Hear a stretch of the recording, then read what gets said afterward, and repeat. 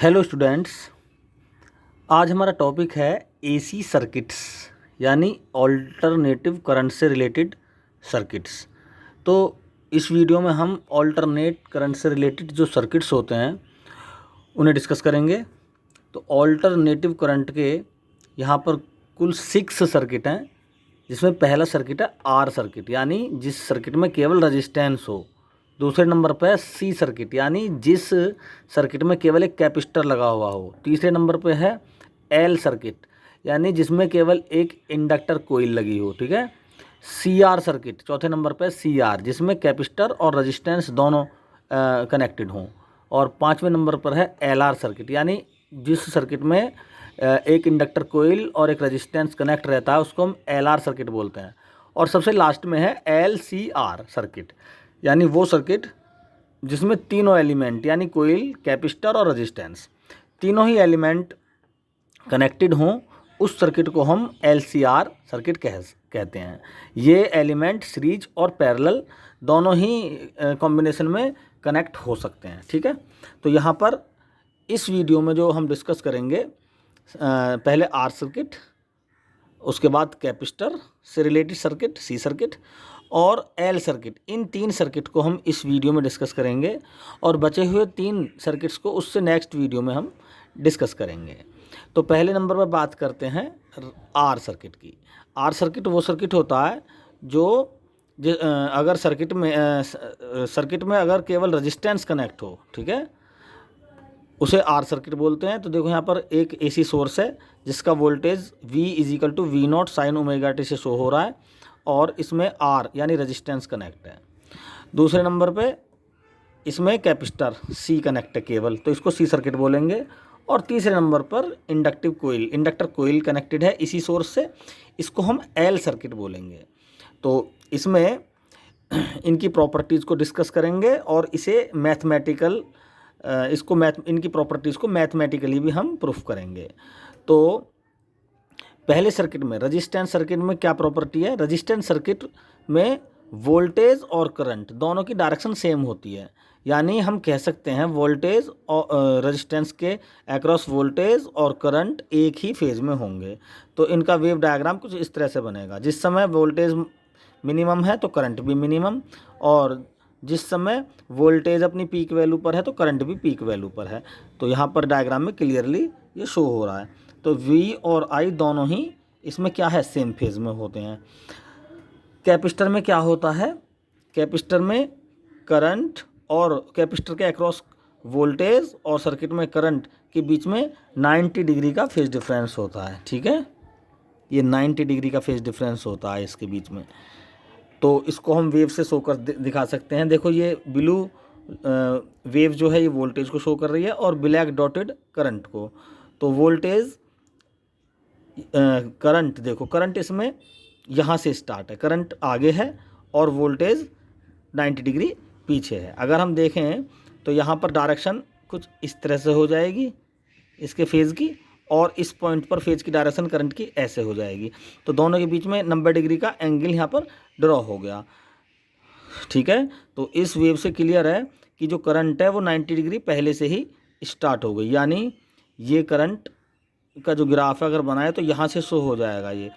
तो ये अपनी मैक्सिमम वैल्यू पर पहुँच गई यानी 90 डिग्री पर पहुँच गई। तो उस समय वोल्टेज का जो कर्व है, वेव है, वो यहाँ से स्टार्ट हुई है। ठीक है, जो वोल्टेज का ग्राफ है उस समय तो स्टार्ट हुआ जिस समय ये करंट अपनी मैक्सिमम पीक वैल्यू पर पहुंच गया, यानी जिस समय इसकी 90 डिग्री वैल्यू थी, पोजीशन जिस टाइम पे इसकी पोजीशन 90 डिग्री पर थी उस समय वोल्टेज अपनी 0 डिग्री पर था। तो हम कई तरह से इसे इस तरह से समझ सकते हैं। तीसरे नंबर पर इंडक्टर कोइल का केस ले लें। इसमें जो वोल्टेज होता है कोइल के अक्रॉस वो 90 डिग्री से करंट को लीड करता है। ठीक है, इसमें करंट वोल्टेज को 90 डिग्री से लीड करती है। यहाँ पर वोल्टेज करंट को 90 डिग्री से लीड, यानी वोल्टेज जो होगा कोइल के अक्रॉस वो फेज में 90 डिग्री आगे होगा, किसके रेस्पेक्ट में? करंट के रेस्पेक्ट में। इसको हम ग्राफिकली इस तरह से देख सकते हैं। तो करंट पीछे है तो हम ट्रिक से समझ सकते हैं कि इसको नीचे से स्टार्ट किया। अगर जो चीज़ अगर करंट आगे होता 90 डिग्री तो ये ये जो इक्विलिब्रियम पोजीशन है यहाँ से ये अपर इस पॉइंट से स्टार्ट होती, ठीक है। लेकिन चूंकि करंट पीछे है तो ये जो इक्विलिब्रियम पोजीशन है उससे नीचे से नेगेटिव से शुरू हो रहा है, जो शो कर रहा है कि करंट वोल्टेज के रेस्पेक्ट में कुछ पीछे है। कितना पीछे? 90 डिग्री। तो इसको भी हम क्लियरली ऐसे ही समझ सकते हैं जैसे कैपेसिटर सर्किट को हमने समझा था, इसको फेजर डायग्राम बनाकर। तो देखें ज़रा इसका, इस पॉइंट पर करंट अगर ऐसे है तो वोल्टेज के फेज़ की डायरेक्शन कुछ इस तरह से होगी। तो दोनों के बीच में यहाँ पर भी 90 डिग्री का एंगल ड्रॉ हो रहा है।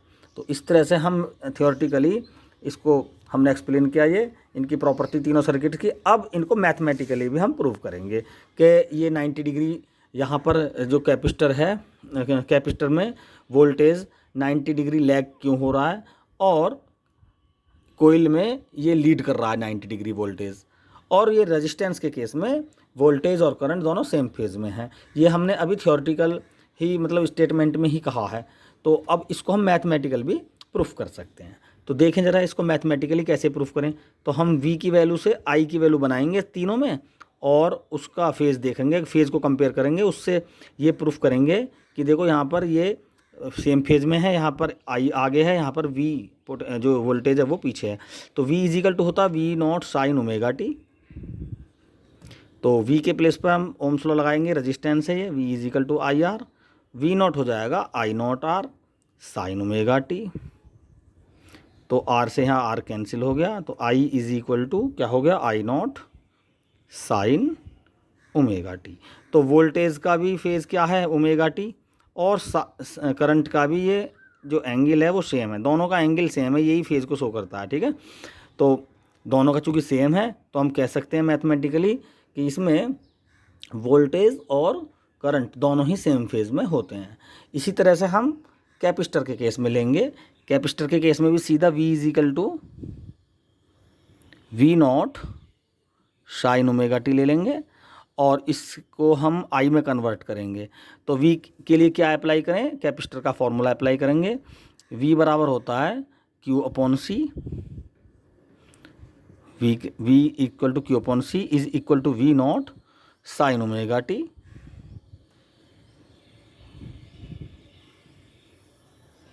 C को इधर ले लें, V not C sine omega T, और अब Q हमारे पास है। करंट कैसे बनाए? अगर हम डिफ्रेंशिएट कर दें तो D Q upon D T हो जाएगा, जो किसको शो करेगा? करंट को। तो इसको अगर डिफ्रेंशिएट कर दें हम इसको यहाँ पर, तो D Q upon D T हो गया, जो I बन गया, और वो हमें बनाना है, I ही हमें यहाँ पर बनाना है। तो V not C sine omega T का क्या होता है डिफरेंस? Cos omega T. तो इस तरह से लिख दिया हमने, ये D Q cos omega T into omega T का ओमेगा हो गया, ठीक है। तो D Q upon D T को I लिख दिया, और ये हो गया V naught omega C cos omega T. तो ये अगर इक्वेशन है I की, तो कॉस ओमेगा टी तो डायमेंशन लेस I है, इसके एम्पियर है, तो इस साइड भी एम्पियर ही होना चाहिए। इसका मतलब ये जो क्वांटिटी है ये करंट को ही शो करेगी। तो अगर तो कॉस ओमेगा टी की वैल्यू अगर 1 हो जाए मैक्सिमम, तो ये करंट मैक्सिमम हो जाएगी उस कंडीशन में। तो इसका मतलब V जो किसके बराबर होगी? I naught. तो मैक्सिमम करंट को I नॉट से डिनोट करेंगे। कॉस ओमेगा टी की वैल्यू जब 1 हो जाएगी तो V naught omega C I के बराबर होगा, वो I मैक्सिमम पीक वैल्यू कहलाएगी V नॉट ओमेगा C, ठीक है। V नॉट ओमेगा C, ठीक। ये इस तरह से लिख सकते हैं इसको हम, और इसको V not upon 1 upon omega C भी लिख सकते हैं, ठीक है। V नॉट ओमेगा C को V not upon 1 upon omega C लिख सकते हैं। और अब चूँकि I इजिकल टू होता है V अपॉन R रजिस्टेंस के केस में। तो अगर कहने का मतलब ये है इलेक्ट्रिक करंट के कॉन्सेप्ट से, अगर वोल्टेज को किसी रुकावट ऑब्स्टेकल से डिवाइड कर दें रेजिस्टेंस से, तो वो करंट देता है हमें, ठीक है। उसका रेशो क्या कहलाता है? इलेक्ट्रिक करंट क्या है? वोल्टेज और रेजिस्टेंस के रेशो को कहते हैं। जैसे हमने यहाँ पे अप्लाई किया ओम्स लॉ में I equal to V upon R, तो यहाँ पर I not equal to V not upon something जो है ये रिएक्टेंट होता है, रेजिस्टेंस तो नहीं कह सकते हम इसको, ये ऑब्स्टेकल है। तो हमने बताया कि करंट जो होता है वी नॉट अपॉन ऑब्स्टेकल होता है। ऑब्स्टेकल में रेजिस्टेंस भी आ सकता है, रेजिस्टेंस के और ऑब्स्टेकल में कुछ और टर्म भी आ सकती हैं। तो ये अगर देखो ये 1/ओमेगा c ये एक ऑब्स्टेकल है, किसके द्वारा क्रिएट किया गया है, ये इस कैपेसिटर के द्वारा। तो रेजिस्टेंस के केस में तो रेजिस्टेंस है ही, आर से डिनोट करेंगे, और कैपेसिटर के केस में इस रुकावट को हम रेजिस्टेंस नहीं कहेंगे, रेजिस्टेंस केवल ये है, ठीक है। तो इसको हम कहेंगे रिएक्टेंट, इसकी भी यूनिट ओम ही होती है। तो वी नॉट अपॉन एक्स सी, ये एक्स सी क्या है, कैपेसिटर रिएक्टेंट है, ठीक है। इसकी एक्स सी की यूनिट क्या होती है, एक्स सी इजिकल टू 1/ओमेगा c, इसकी यूनिट भी क्या होती है, ओम ही होती है, ठीक। अब यहाँ पे देखो ओमेगा ये एंगुलर फ्रिक्वेंसी है, डीसी करंट की एंगुलर फ्रिक्वेंसी 0 होती है। तो एक्स सी डीसी के लिए एक्स सी कितना होगा, 0 से डिवाइड करेंगे तो इनफाइनाइट आ जाएगा। इसका मतलब ये हुआ, एक बात और इसमें इंपॉर्टेंट है ये, कि अगर कैपेसिटर पर हम कोई डीसी इम्पोज करें तो डीसी के लिए इनफाइनाइट रेजिस्टेंस को ऑफर करेगा, और इनफाइनाइट रेजिस्टेंस के केस में डीसी इसको क्रॉस नहीं कर पाएगी, ठीक है। यानी ये डीसी को ब्लॉक करता है, डीसी को फिल्टर करने का काम करता है कैपेसिटर, ठीक है। ये डीसी को तब तक एक्सेप्ट करेगा डिस्प्लेसमेंट करंट की वजह से जब तक ये चार्ज नहीं होता है, ठीक है। चार्ज हो जाएगा डीसी से, लेकिन डीसी को अपने अंदर से कंडक्ट नहीं करेगा ये। तो इस कंडीशन में एक्स सी इनफाइनाइट यानी डीसी को कंडक्ट नहीं कराता ये, ठीक है, क्योंकि डीसी की जो ओमेगा है वो 0 होती है, 0 की वजह से ये रिएक्टेंट रुकावट इनफाइनाइट हो जाती है। तो ओवरऑल यहाँ पर वी नॉट ओमेगा सी जो है ये आई नॉट के बराबर हो गया, ठीक है। तो हम इसकी जगह I is equal to I naught cos omega t लिखेंगे। I is equal to I naught cos omega T, और इसको लिख सकते हैं हम I is equal to I naught sine 90 omega t plus 90 या 90 प्लस ओमेगा टी। क्लियर। तो sine 90 plus omega T को भी हम कॉस ओमेगा टी बोल सकते हैं। तो अब ज़रा कंपेयर कराते हैं, क्योंकि हमने थियोरेटिकली बता दिया था कि वी जो होगा इसके कैपेसिटर के अक्रॉस 90 डिग्री लैग करेगा, ठीक है, करंट के एस्पेक्ट में। तो और यानी कहने का मतलब यह है करंट 90 डिग्री आगे होगा, थियोरेटिकल में बताया था हमने, लेकिन मैथमेटिकल में भी क्लियर है इस इक्वेशन से। v equal to V not sine omega T है, और इसमें ओमेगा टी में 90 प्लस हो रहा है। इसका मतलब ये हुआ कि करंट वोल्टेज के रेस्पेक्ट में 90 डिग्री प्लस है, यानी 90 डिग्री आगे है, ठीक है। तो इसमें हमने सी कैपेसिटर बड़ा इम्पोर्टेंट, सी जो सर्किट है बहुत इम्पोर्टेंट सर्किट है। इसमें 90 डिग्री लैग करता है वोल्टेज कैपेसिटर के थ्रू, किसके रेस्पेक्ट में, करंट के रेस्पेक्ट में। और इसमें हमने एक नई टर्म पढ़ी कैपेसिटर रिएक्टेंट की एक्स सी, ठीक है, तो जो होती है 1/ओमेगा c, ठीक। इसी तरह से हम यहाँ प्रूफ करेंगे इंडक्टर वाले सर्किट में कि भाई इसमें जो वोल्टेज है कोइल के रेस्पेक्ट में ये 90 डिग्री आगे होता है। तो इसमें भी हम v की वैल्यू से स्टार्ट करेंगे और करंट की वैल्यू बना देंगे।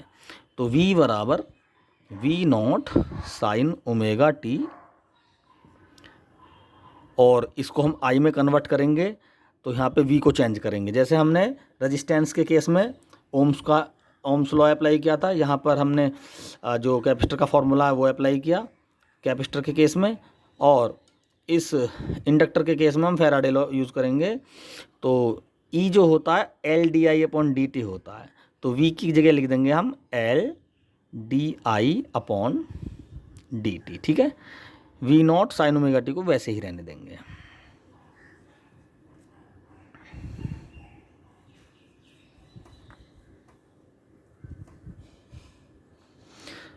एल को वी नॉट के नीचे ले आएंगे और डी टी से इसमें मल्टीप्लाई कर देंगे, तो डी आई बचा यहाँ से V naught upon L sine omega T into D T. D I के केस में ये आई हो जाएगा क्योंकि हमें वोल्टेज से करंट बनाना है, और V naught upon L sine omega T का होता है इंटीग्रेशन माइनस का cos omega T minus cos omega T, और एक बार ओमेगा टी का करेंगे तो ओमेगा आ जाएगा, उसके हम डिवाइड करते हैं इंटीग्रेशन के केस में। याद रखना डिफ्रेंशिएशन के केस में हमने डिफ्रेंशिएट किया साइन साइन ओमेगा टी का कॉस ओमेगा टी, और ओमेगा टी का ओमेगा की जो ओमेगा टी का डिफ्रेंशिएट किया हमने उसकी मल्टीप्लाई की थी यहाँ पे। लेकिन इंटीग्रेशन के केस में जब ओमेगा टी का हम डिफ्रेंशिएशन करेंगे तो वो उसकी डिवाइड होगी, ठीक है, डिफ्रेंशिएशन के केस में। तो ये I is equal to I naught into minus cos omega t आ गया वी नॉट अपॉन ऑब्स्टेकल, ठीक है। जैसे वी अपॉन आर होता है, तो आर तो रेजिस्टेंस था, एक ऑब्स्टेकल, तो इंडक्टर के केस में जो ऑब्स्टेकल होगा वो ओमेगा एल होगा। इसको हम बोलते हैं इंडक्टर रिएक्टेंट, तो इसको हम एक्स एल से डिनोट करते हैं, ठीक है, किससे, एक्स एल से।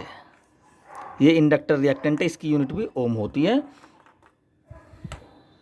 तो इसके केस पे हम ओमेगा एल की जगह एक्स से लिख सकते हैं, और डायरेक्ट हम आई नॉट लिख देंगे, ठीक है। वी अपॉन रिएक्टेंट यानी मैक्सिमम वैल्यू आई नॉट, कब, जब ओमेगा टी की वैल्यू 1 हो जाएगी। तो ये हो जाएगा I is equal to I naught minus cos omega t, I is equal to minus I naught, इसको लिख सकते हैं हम साइन ओमेगा टी माइनस 90, ठीक है, sine 90 minus omega T, sine 90 minus omega T, और ये माइनस की साइन की मल्टीप्लाई इसमें अगर हम मैथमेटिकली करें तो ये हो जाती है, और इसके ये एंगल चेंज हो जाता है। तो I is equal to I naught sine omega T minus 90। तो हम इस तरह से इस इक्वेशन को ड्राइव कर सकते हैं। मैथमेटिकली हमने प्रूफ कर दिया कि यहाँ पर जो करंट है वो वोल्टेज से 90 डिग्री पीछे है, ठीक है, माइनस शो कर रहा है, 90 डिग्री लैग हो रही है, ठीक है। यहाँ पर वोल्टेज 90 डिग्री लीड कर रहा है, ठीक। तो हमने तीनों, ये तुम्हारा आर सर्किट, सी सर्किट और एल सर्किट, तीनों की जो प्रॉपर्टी हैं इसमें हमने थ्योरेटिकली बताई और उसको मैथमेटिकली प्रूफ किया, ठीक। एक बात और बताना चाहेंगे, इसमें जो कैपेसिटर होता है और ये इंडक्टर कोइल, ये दोनों ही एनर्जी स्टोरेज डिवाइस हैं। तो इलेक्ट्रोस्टैटिक्स में कैपेसिटर की जो एनर्जी होती है वो इलेक्ट्रिसिटी की फॉर्म में स्टोर करता है इस एनर्जी को हाफ सी वी स्क्वायर से, और ये मैग्नेटिक एनर्जी की फॉर्म में हाफ एल आई स्क्वायर कह दो यू बराबर, और energy per unit volume U is equal to हो जाएगा half mu naught H square. यानी दोनों ही ये एनर्जी स्टोरेज डिवाइस हैं, ये अपने अंदर एनर्जी स्टोर कर लेते हैं। कैपेसिटर इलेक्ट्रिक एनर्जी को स्टोर करता है और ये इलेक्ट्रिक एनर्जी को मैग्नेटिक एनर्जी में स्टोर कर लेता है इंडक्टर कोइल। तो जब हम इन दोनों को आपस में कनेक्ट करते हैं किसी सर्किट में, तो एक कंडीशन ऐसी बन जाती है, एक्चुअली कहानी ये है कि ये एनर्जी को स्टोर करता है, लेकिन ये अपनी एनर्जी को कोइल को देता है और कोइल अपनी एनर्जी को कैपेसिटर को दे। इस कंडीशन में इन दोनों के बीच में एक ऑसिलेशंस सेटअप हो जाते हैं जिन्हें हम एलसी ऑसिलेशंस कहते हैं, जो नेक्स्ट में पढ़ेंगे, ठीक है। दूसरा पॉइंट, जैसे रेजिस्टेंस है ऑब्स्टेकल का काम करता है, ठीक है, रुकावट का काम करता है करंट के रास्ते में, इसकी यूनिट ओम होती है। तो ये जो रेजिस्टेंस है, ये जो वायर है उसकी एक करेक्टरिस्टिक प्रॉपर्टी है जो टेम्परेचर पर, वायर की फिजिकल लेंथ पर और उसके क्रॉस सेक्शन एरिया पर डिपेंड करता है, ठीक है। रेजिस्टेंस, अगर किसी वायर की लेंथ ज़्यादा बढ़ा दी जाए तो रेजिस्टेंस बढ़ेगा, उसका क्रॉस सेक्शन एरिया बढ़ा दिया जाए तो रेजिस्टेंस घटेगा, टेम्परेचर बढ़ा दिया जाए तो रेजिस्टेंस बढ़ेगा। तो ये इसकी कुछ मूलभूत इसकी प्रॉपर्टीज़ हैं, गुण हैं। लेकिन हमारा जो कैपेसिटर है, इसका जो रुकावट जो पैदा करता, करंट के रास्ते में जो रुकावट पैदा करता है, ये इसकी जो है प्रॉपर्टी जो डिपेंड करता है, रिएक्टेंट की जो वैल्यू डिपेंड करती है कैपेसिटर की, कि वो जो इम्पोज्ड करंट है उसकी फ्रिक्वेंसी पर डिपेंड करती है। हमने पढ़ा एक्स इज इक्वल टू 1/ओमेगा, तो ओमेगा पर डिपेंड करती है, ठीक है। ऐसे ही इंडक्टर कोइल में जो रिएक्टेंट है एक्स एल, इसकी वैल्यू भी ओमेगा पर, यानी जो करंट इम्पोज्ड है उसकी फ्रिक्वेंसी पर डिपेंड करती है, इसकी एक्स एल के रिएक्टेंट की, ठीक है। तो ओवरऑल रेजिस्टेंस की जो वैल्यू है वो फ्रिक्वेंसी पर डिपेंड नहीं करती, लेकिन कैपेसिटर का रिएक्टेंट और इंडक्टर का रिएक्टेंट, इनकी जो वैल्यू है वो इम्पोज्ड करंट के एंगुलर फ्रिक्वेंसी पर डिपेंड करती है। अगर ओमेगा 0 हो जाए तो एक्सएल 0 हो जाएगा, ठीक है। तो डीसी करंट के लिए यहाँ फ़ायदा हो रहा है, अगर ओमेगा 0 हो जाए तो एक्सएल क्या हो जाएगा, 0 हो जाएगा। इसका मतलब इंडक्टर कोइल में डीसी करंट को कोई रेजिस्टेंस ऑफर नहीं होगा और ये इजीली इसमें को पास हो जाएगी। लेकिन उसका उल्टा हो गया कैपेसिटर में, ओमेगा की वैल्यू जीरो होती है तो एक्सी इनफाइनाइट हो गया और यहाँ पर ब्लॉक हो गई ये डीसी, यानी कैपेसिटर में को तो डीसी बिल्कुल भी पास नहीं होगी और इंडक्टर कोइल में ये इजीली पास होगी। तो इस वीडियो में बस इतना ही। अगली वीडियो में हम सीआर सर्किट, एलआर सर्किट और एलसीआर सर्किट, इन 3 सर्किटों को डिस्कस करेंगे। Thank you.